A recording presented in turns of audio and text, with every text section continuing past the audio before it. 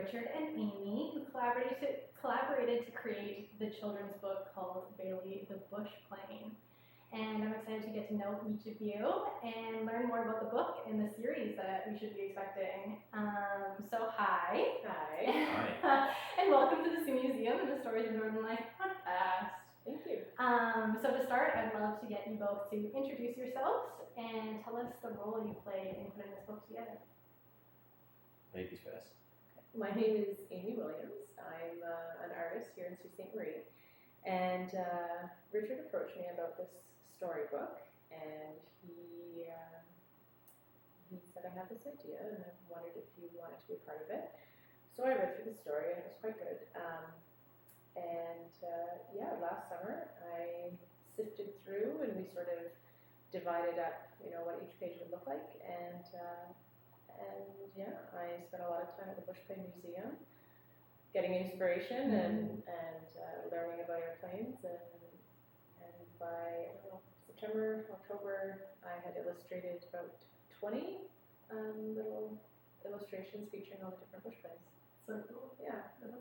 So I've got a question about how Canadians speak first. So I introduce myself. When you say you thought it was quite good, how do you, in what context do you mean the word quite? Like if it's like today it's raining, it's like it's quite wet because it's quite wet. I was slightly wet on the way in, but that's how a British person might say the word quite. But I think Canadians. I've lived in the UK, right? Yeah. So that mannerism developed when I was there. That quite good, really good. So you mean really good? I mean it's really good. Well, I would have taken it on if it was not. So I've heard people describe the book as being quite good before, and I'm like, oh, only quite good. And they're like, no, really good. I'm like, okay, so it's really good. So it's quite good. Quite good. Quite good and really good. Yes. Yeah. Yes. Okay. Obviously good enough for me to take it on. Yeah. Yeah. Okay, so my name is Richard Jones. I am the writer of Baiely the Bushplane. Amazing. So when was the first time you both saw a bushplane, and what were your first impressions? Because I know you're from Wales originally, so you probably have a very different story than you, because you were from here, right? Mm-hmm. So tell me your first stories when you encountered the bushplane, if you remember. Right. Obviously, it was so long ago. How can I remember? I grew up in Sault Ste. Marie, born and raised, on McGregor Avenue, which is really close. Yeah. And as kids, we would spend a lot of time at the museum, a lot of time at the library, and time at the Bushplane. The Bushplane Museum at that time wasn't exactly what it is today. I mean, it's come so far. My kids spent far more time there than I did as a kid, but definitely my first experiences would have been, those days where they would open it up to the public and have hands-on, Right. The kids can explore the planes, which is, all the time now, but back then a little bit different. So, bushplane's always been a normal part of life, yeah. So my story is I was seeing this girl, Heather. There we go. Heather, you and I passed the podcast. If you were trying to remain anonymous, that ended. So I was seeing this girl called Heather, and she was from the Sault. And my first time in Canada, I went to Toronto, missed my flight, stayed over, came to the Sault, completely jet lagged.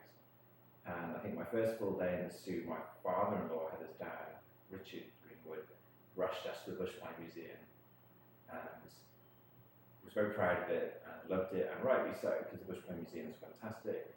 And I remember being tired, jet lagged, but still really liking it. And these huge aircraft that you can go inside were in this building. So that was in 2009. I went before we had children, before children were anywhere near the picture, and looked around there, and it was great.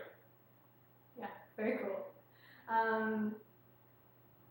So I don't work at the Bushplane Museum, but so we don't really know all the knowledge on the bushplane. So I was wondering if you could share some of your history that you collected through research on the bushplane, if you have any at the top of your mind.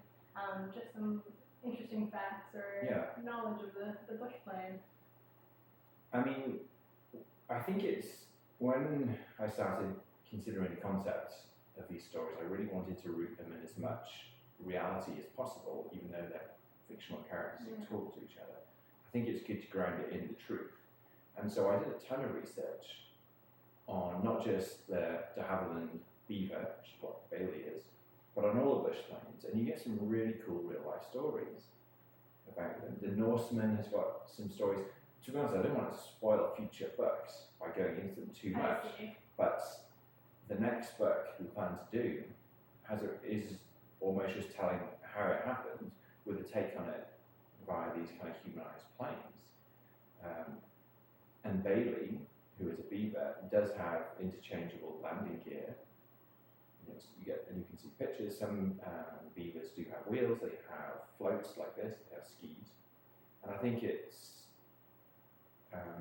I considered it. I mean, the beaver in the Bushplane Museum does have floats like Bailey ends up within the book. But I thought it would be a nice kind of story progression to see how Bailey got Bailey's floats. But yeah, each of the planes have cool stories. That's why I don't think we're going to be short old stories for this book. Each of them has something. I can't remember the name of it off the top of my head now, but one of them was actually the only plane that didn't technically fly, I believe, in the Bushplane Museum. And I'm annoyed because I forgot its name now. Was in the movie about Amelia Earhart, and it was built as a prop.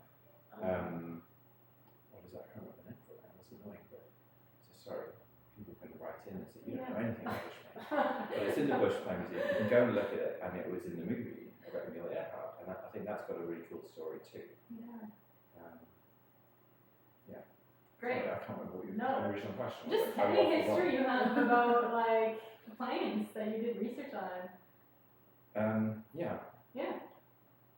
Yeah, I think I'm going to leave it there because the next book really delves into the history of one particular plane, a plane that's actually not in this book. I'm going to introduce it in the next story, and I'm hoping each story, and at the back of this book you'll see a little kind of epilogue that talks a little bit about the Havilland beaver and how the Havilland is arguably one of the most successful stories in Canadian aviation history, and I think that's why the Bushplane Museum rightly hold the beaver as one of its proudest planes. It had its 75th year anniversary last year. Right.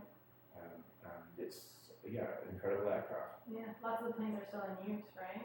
Yeah. Yeah, that's pretty incredible. Being designed in 1940s, Yeah. Something like that. Yeah. So cool. So what was the spark behind initiating this project? And was the Bushplane the idea before putting together a book, or was the book the idea of the children's book the initial idea? I thought about this question because I figured you'd ask it. Do you mind me having a crack at it? Go for it. So, I was thinking about it.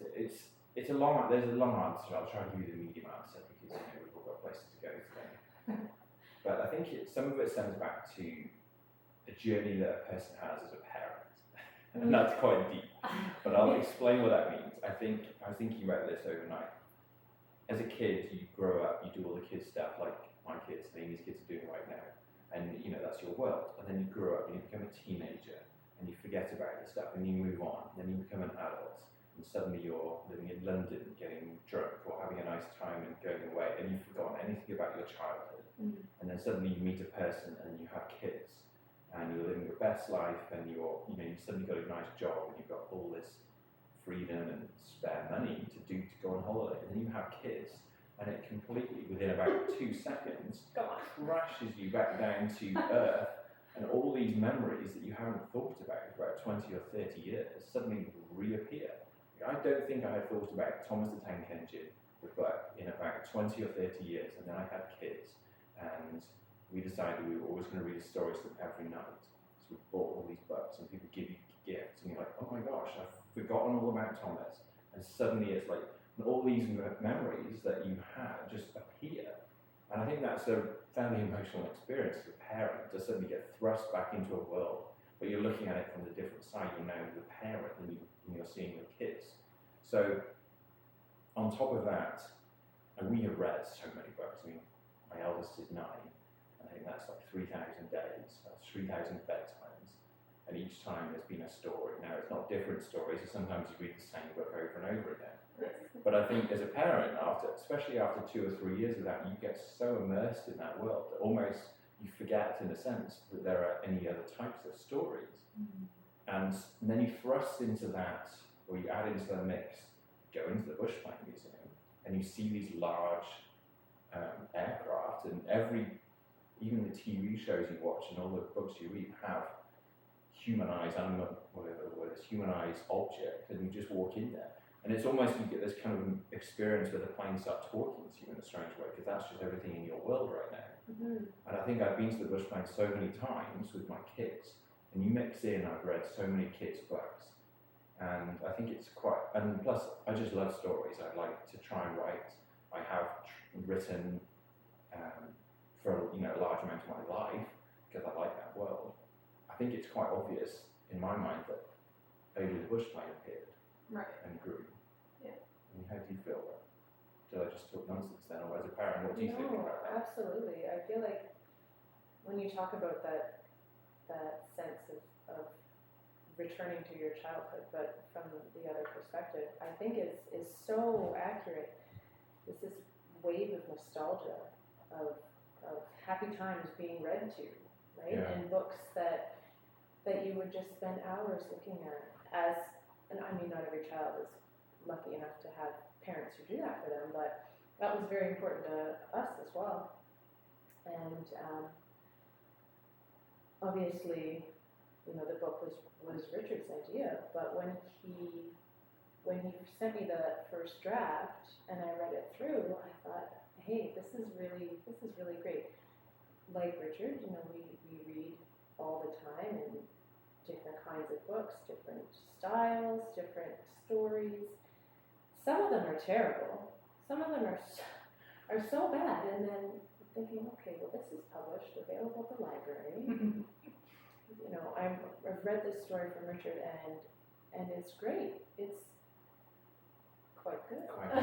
It's quite good. And thinking, okay, well, I have illustrated lots of different things, but never anything that's been published, never anything that would be on a library bookshelf, But I thought, I feel like I can do this. I feel like it's in my wheelhouse. I feel like there's so many illustrations that also are not good and somehow get published. Well, okay, well, I can at least take a crack at it, and we'll see how it goes. Definitely. Yeah, and so here we are now. So can you guys dive into the entire process of how it came to be? So I know you wrote the book. So how was writing it, how did it come to be? And then how did that process translate to you after, and how did that collaboration work? Well, I mean, I think I've talked a little bit about how the book came to be, or the story came to be, and so perhaps we'll take that with, the chat when I called Amy completely out of the blue. I'd only spoke to Amy a couple of times, and we worked a little bit together through my job, and I'd actually seen your story on one of the videos. I can't remember who did it. I think Zoe, Shaw, did a spotlight on me. Yeah. And being a mother of kids, I thought maybe there's an opportunity, or maybe there's a chance you'd want to collaborate on this. And so, the story went to Amy, and Amy came up with some concepts about the art. And this is why I praise you. You come to all of your praise, probably, right? You're okay. I think the art in this is absolutely amazing, and I think the story's good, but I think the art really grows the words in a way that, I don't know if you meant to do this or not, but I think it's a really timeless style of drawing and art in this that really lends itself well to the world of Bailey and the Bushplane stories. Mainly because, Bailey the Bushplane is set in a deliberately timeless world. The Beaver is in the Bushplane Museum right now, and the Beaver in Bailey the Bushplane is an active flying aircraft. So there's an element of timelessness about it, and your art really picked up on that. And I think it's really made the words jump out the screen in a way that, jump off the page rather, in a way that I think makes it work so well. What else was I going to say? Well, you mentioned how a lot of illustration these days is digital. Yeah, it's digital, and I think it was important to create that more slightly authentic feel and flavour, so that when you read these stories and you look at the art, I think that's the beauty of any book, isn't it? You read it and you see the art, and you conjure up pictures in your own mind, and you you let your imagination take off. So I hope the combination of words and your art does that and creates nice feelings and visuals in people's minds. I hope so. That's a big part of me choosing books for my own children, is flipping through and looking at the illustrations, thinking, are we going to want to look at this as we're reading along? It's just as important as the story, definitely. I did have different struggles with this compared to some of the other work that I do, just because I wanted to capture the authenticity of these airplanes. I wanted to make them accurate, but in a way that isn't an architectural drawing, right? Like in a way that is simplified, but also very accurate. But I mean, thinking about airplanes and how they're in the sky, and I'm not able to capture reference photos, and I'm just kind of making stuff up, and that for me was a big challenge. Yeah. So how does it differ your regular artistic process from this project? So the bulk of the work that I do currently is I paint with acrylics and I paint landscapes. So right away, this is a different medium. I'm using watercolor and ink, which is something that I also do. I paint house portraits in the same sort of style. But the majority of my work I do larger acrylic type landscapes, and I work from a reference photo, but I put my own spin on it. The way I paint is almost abstract, but in a recognizable way. People can recognize, oh, that's Agawam Bay, or that's Searchmont, or all these different places that I've painted. They're recognizable, but they're not realistic, and they're very stylized. So there's a lot of artistic freedom, painting these sort of pieces. So when it came to this, I felt like I had to capture so many more references, right, and really study the airplanes, and looking through Google Images of an aerial view of a beaver or an otter, or so those were new challenges for me. But I think I said before that we have a family membership at the Bushplane, and my kids are happy to go as often as I needed to. Yeah, that sounds pretty fun to me. So back to your kids. I know you both have kids, so I was curious to know if your kids had any part in the process and if they liked the book. I mean, my kids have seen various iterations of this. I think their enjoyment of it increased when I showed them it was pictures. That was quite obvious and tangible.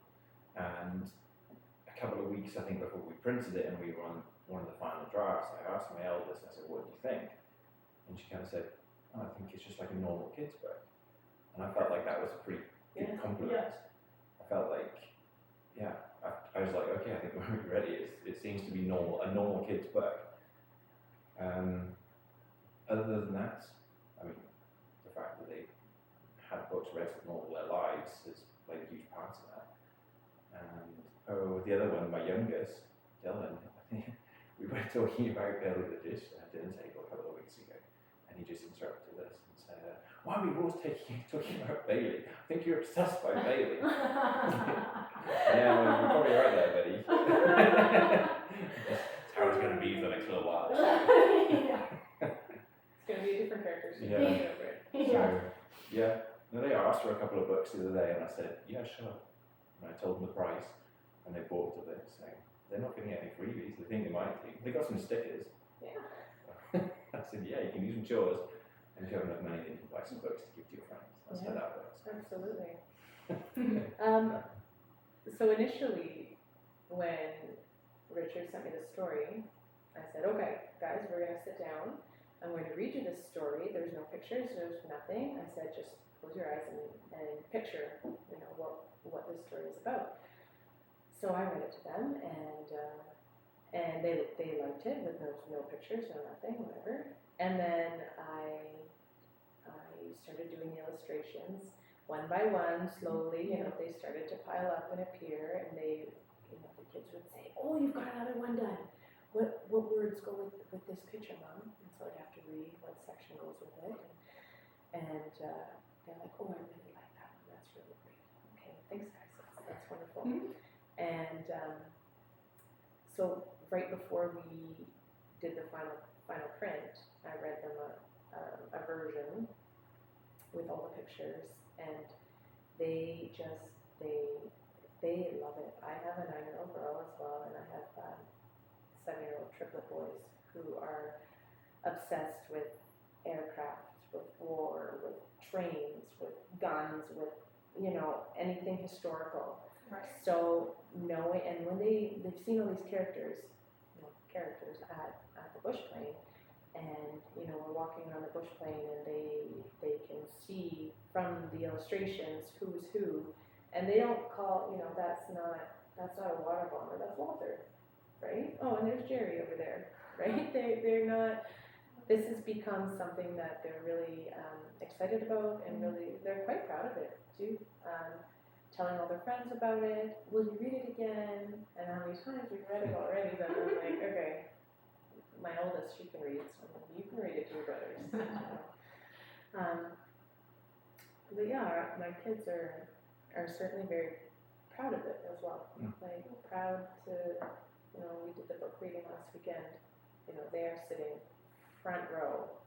I'm like, no, nobody's gonna get closer. I'm like, you're the only children in this entire place who have heard this book 100 times and seen the illustrations from the beginning. They're like, no, we're right in front.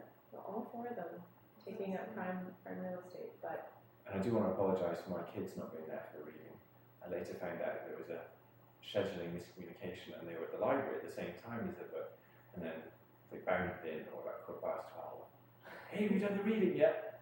Yes, we have. Where were you? We were at the library. Looking at other books. Yeah. That's funny. That was really funny.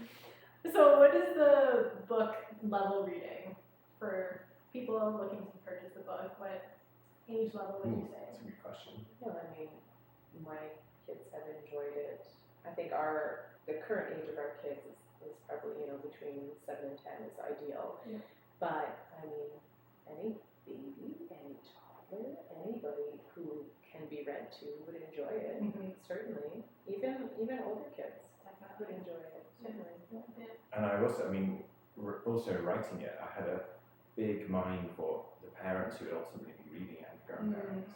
So I wanted to give it kind of a decent narrative structure, because I've read, as you said, a number of books, and I kind of get to the end. Actually, I get to the point sometimes where in the middle of the book I'm like, yeah, I can't read this anymore. I start reading the pictures.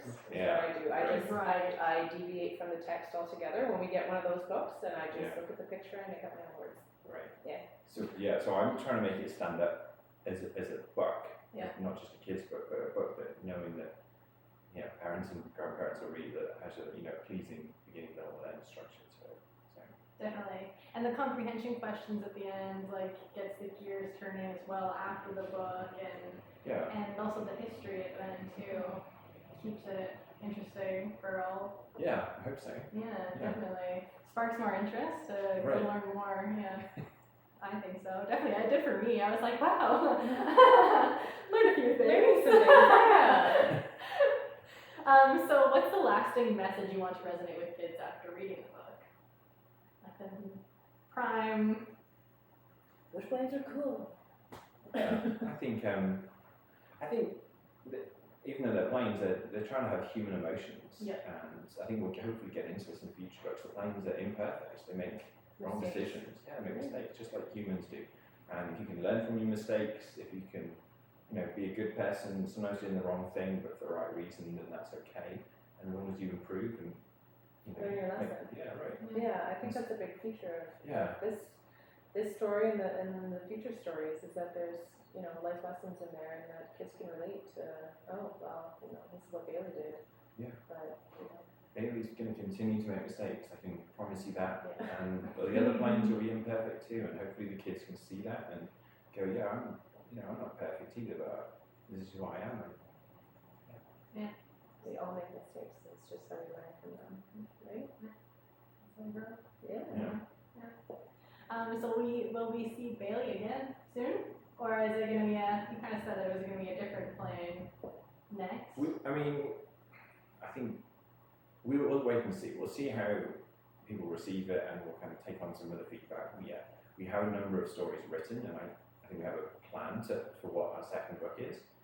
We're open to tweaking, pivoting, I think, to just, like anything. This is a bit of a test and then scenario. It's been in the market for like 5 days, not even 4 days. I think Bailey's a nice character, even when the story isn't necessarily focused around Bailey. I suspect Bailey will shove Bailey's face into the story. Yeah, absolutely. In an annoying way, or we get put down a bit. Get out of here, Bailey. Yeah. So we like to. We'll see. We have nice characters that resonate, and they'll show up in other stories about other planes. No doubt. That's awesome. So what can we look for next? Or what's next in the journey?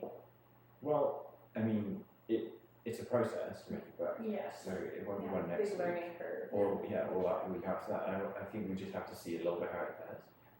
It also costs them money, of course. Definitely. And so we'd love to see some sales.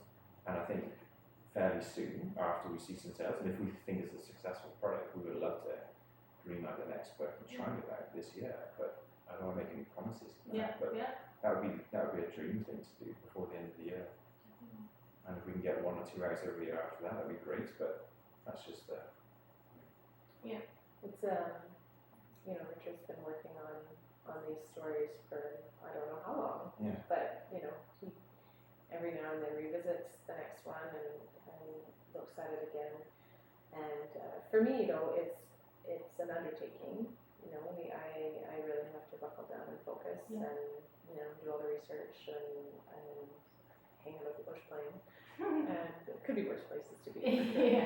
But and then it takes up that mind space too, like knowing, okay, I'm doing this, I need to focus, and so I have to shift other things around too, right?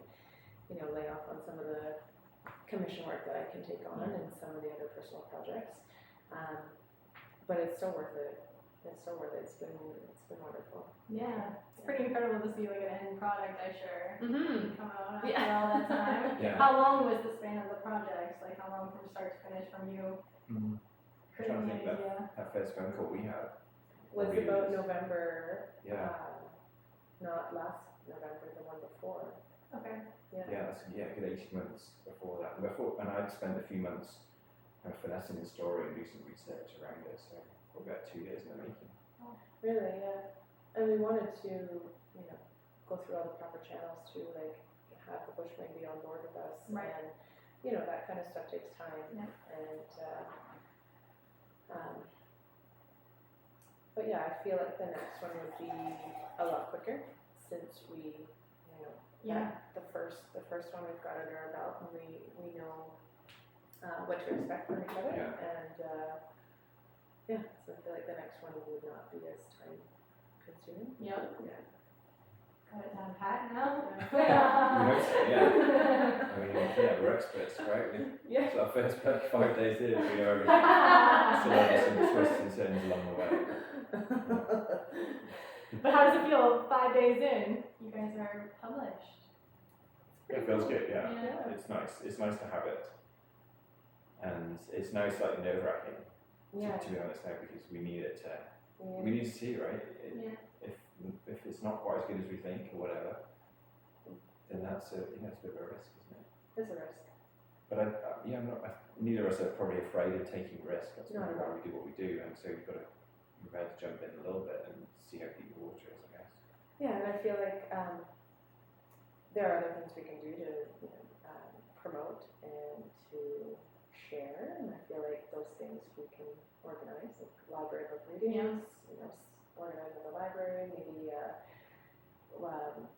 donating some books to some local childcare places, probably to our kids' schools, even showing up at our kids' school and reading to our kids' classes, stuff like that. Yeah, so It all takes time though, time Yes. and organization and, yeah. But Richard's done a really good job of getting the books out to a lot of retailers around town. There's Mhm. different places now. We're one of them. Yeah, Yeah. fantastic. So that's great because for me as a self-employed artist, Yeah. 90% of what I sell I do myself. Right. Right? I'm not hanging in galleries, all over the place. And I some of my current work is around town, but Mhm. my originals I sell pretty much on my own, and it can be a lot. Yeah. It can be a lot on you. So the fact that we have all these different places who have stepped up and said, yes, we want to take this on, we want to sell this, and we think, oh, that's fantastic, really. Yeah, And because it touches a part of us, all locals. I think it's such a relevant story to us, especially now with the bush Fires, I and- know. Yeah, so I think it's a very relevant story that definitely people will pick up. Very timely. Yeah, we hope so. I mean, we tried to make it as much Sault Ste. Marie as possible. I mean, it's printed in the Sioux. Everything is the Sioux about. So even the font is Amy's own handwriting. Yeah. We just wanted to make it really our own project and not off the shelf at all. So printed in the Sioux, written in the Sioux, illustrated in the Sioux, about planes in the Sioux. And yeah, we hope it's a book that, eventually or even now or whenever, people in the Sioux can feel a little bit of ownership for, especially if we do a few more of these and it expands outside of Sault Ste. Marie, because ultimately that's our goal, to distribute it all over the place, really. And yeah, hopefully it tells a story of Sault Ste. Marie in some ways. I think it does, for sure. Well, we can wrap it up there. You can find the book here at the Sault Museum. What are the other locations you can find it at? The Ermitanger Clark National Historic Site. Yeah. The Bushplane Museum, obviously. The Totem Pole. Yeah. Hogan's Homestead. Hogan's. The Carver. Voyager Lodge. Voyager Lodge. I feel like we're missing something. Oh, the Ontario Travel Information Place by the bridge. Perfect. Yeah. And yeah, we're going to have hopefully have a few more chats with a few more people about trying to get a few more places. So if you're listening and you want to stock our book, we're quite easy to find. I think the artisanal carries them as well. Okay. Yeah. Across from Stones there. Yeah. Running into the Yeah. Well, thank you so much for coming and chatting with me Thanks today. for having us. Is there anything else you want to share with us today? We'll save something for part 2. Yeah. Yeah, that's what I was future, gonna say. really. We'll definitely be coming back to chat Awesome. again. Well, thank you. Thank you for having us.